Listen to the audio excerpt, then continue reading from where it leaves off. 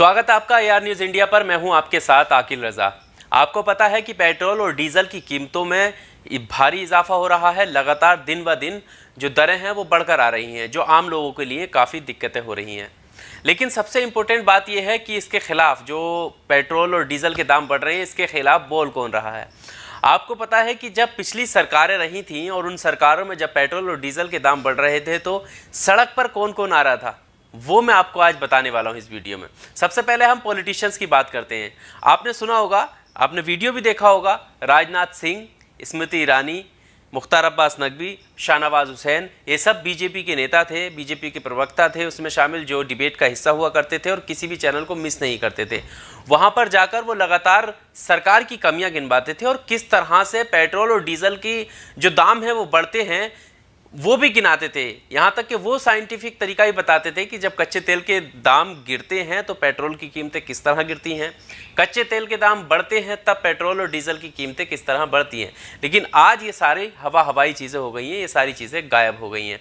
आपको याद होगा कि किस तरह से स्मृति ईरानी गैस सिलेंडर लेकर, सब्जी लेकर और तख्तियाँ लेकर सड़क पर बैठी थीं और ये कह रही थी कि महंगाई जो है वो अब मार रही है, इससे बेहतर है कि हम सड़क पर ना बैठें, तो हम जो आम जनता है वो कैसे जिएगी। इस तरह के जो सवाल थे वो खड़े कर रही थी। सबसे पहले मैं चाहता हूं कि आप स्मृति ईरानी का वो वीडियो देखिए।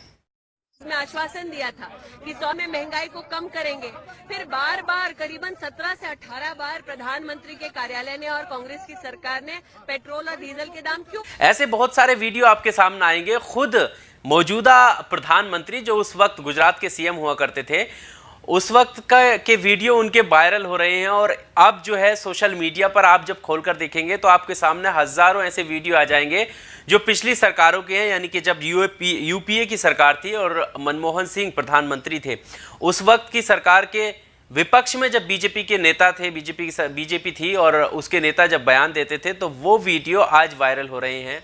और आज की सरकार पर वो जो वीडियो वायरल हो रहे हैं उसमें ऊपर लिखकर सोशल मीडिया पर जो सोशल यूज़र हैं वो कह रहे हैं कि आज की सरकार के लिए बिल्कुल सटीक हैं। कुछ वीडियो तो ऐसे सामने आए हैं जो प्रधानमंत्री मोदी की स्पीच उसमें देखी जा सकती है और मोदी की स्पीच में ऊपर लिखा हुआ है कि काश ये हमारे देश के प्रधानमंत्री होते। तो इस तरह के वीडियो सामने आ रहे हैं।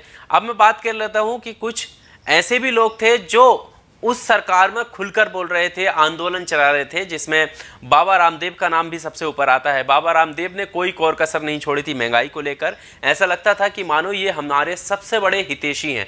लेकिन आज बाबा रामदेव गायब हो जाते हैं और ये कहते हुए नजर आते हैं कि सरकार की भी कुछ परेशानियां हैं, सरकार भी अपना जो सरकारी खजाना है उसको ख़त्म नहीं कर सकती और पेट्रोल और डीजल के दाम सरकार को मजबूरी में बढ़ाने पड़ रहे हैं। इस तरह के वो हवाले देते हुए नजर आते हैं। लेकिन उस वक्त क्या कहते थे, उस वक्त उन्होंने एक बड़ा आंदोलन किया था रामलीला मैदान में और उसके बाद फिर वो टीवी न्यूज़ चैनल पर आकर जो है बताते थे किस तरह से, और बच्चों को बताते थे कि अगर आपको अभी पेट्रोल अगर 46 रुपये का मिल रहा है और कल होकर के अगर आपको 23 रुपये का मिलेगा तो आप किसको वोट दोगे? जो 46 का देगा उसको वोट दोगे या जो 23 रुपये का पेट्रोल आपको देगा आप उसको वोट करोगे? तो इस तरह वोट बटोरने की बाबा रामदेव ने पूरी कोशिश की थी, लेकिन अब नजर नहीं आते। आप पहले बाबा रामदेव का वो वीडियो भी देख लीजिए। चाहिए कि 35 रुपए का, तो आपको जो 35 रुपए का पेट्रोल दिलाएगा उसको वोट दोगे या 75-80 दिलाने वाले को? अच्छा, आपको आज गैस सिलेंडर सब्सिडी के बावजूद 450 का और सब्सिडी के बिना जो है 1200 रुपए का मिलता है। यदि आपको गैस का सिलेंडर 300 या 400 रुपए का मिले उसको वोट करोगे या 1200 रुपए का देने वालों को? इसके अलावा हमारे देश की कुछ फिल्म हस्तियां जो बॉलीवुड में बड़ा नाम है उनका, और उनके बोलने से देश में बहुत कुछ बदलाव होता है। मतलब लोग जो है तवज्जो देते हैं, बात पर गौर करते हैं उनकी।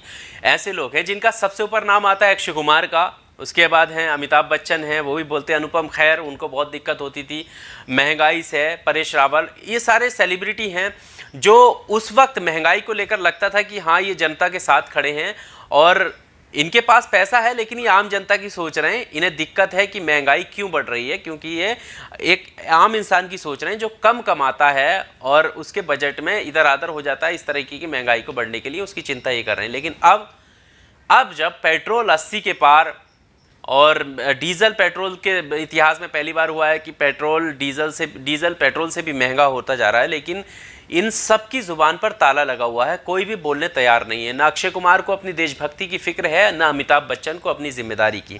आखिर क्या वजह है जो ये लोग नहीं बोल पा रहे हैं? कम से कम एक ट्वीट तो बनता ही है इनके लिए कि आखिर क्यों सरकार जो है, वो भी ऐसे समय में जब कोरोना काल से पूरा देश ग्रसित है और लोगों के पास पैसा नहीं है, जॉबलेस हैं, मजदूरी कर रहे हैं, बहुतों के कारोबार बंद हो गए हैं क्योंकि लॉकडाउन की वजह से घर पर रहना पड़ा था, तो इनकम रेट घटा है जिसकी वजह से लोगों के पास पैसा नहीं है। और ऐसे में गैस का चाहे वो रेट हो या फिर सिलेंडर के रेट के अलावा पेट्रोल डीजल के रेट हो, ये सारी जो है महंगाइयाँ लगातार बढ़ रही हैं। लेकिन हद ये है कि इन सेलिब्रिटी की ज़ुबान भी अब ताले में बंद है और बोलने के लिए तैयार नहीं। तो आप समझ सकते हैं कि अब किससे उम्मीद लगाई जा सकती है कि कौन बोलेगा।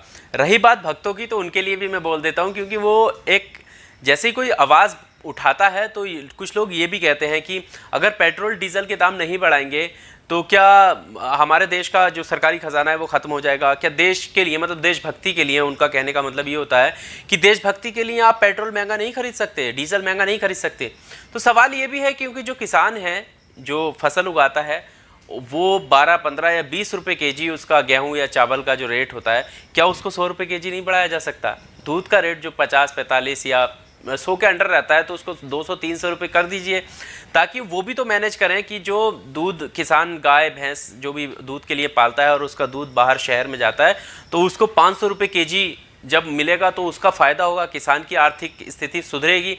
फिर उसको भी अपने खेत में पानी लगाने के लिए डीजल की जब ज़रूरत पड़ेगी, ट्रैक्टर चलाने के लिए डीजल की ज़रूरत पड़ेगी, तो कोई भी डीजल उसको महंगा नहीं लगेगा क्योंकि उसकी बाकी इनकम, फिर उसकी आर्थिक स्थिति सुधर जाएगी उन इनकम से, क्योंकि उसके रेट बढ़ जाएंगे। तो क्या वो देश के नाम नहीं है? वो देशभक्ति नहीं दिखाएंगे? मतलब देशभक्ति सिर्फ अमीरों के लिए है, गरीबों के लिए देशभक्ति नहीं है। कमेंट बॉक्स में आप अपनी राय ज़रूर दीजिएगा कि जो मैं उदाहरण दे रहा हूँ क्या वो सही है, और आपको क्या लगता है इस महंगाई को लेकर और उन सेलिब्रिटी को लेकर जो उनको महंगाई दिखती थी उस वक्त जब 400 का सिलेंडर मिलता था या पेट्रोल और डीजल के दाम बहुत कम थे उस दौर में, और अब जितने हाइक हैं वो अभी भी नहीं बोल रहे हैं। आपको क्या लगता है? कमेंट बॉक्स का इस्तेमाल ज़रूर करें, राय दें, वीडियो को लाइक करें और चैनल को सब्सक्राइब ज़रूर करें। बहुत शुक्रिया।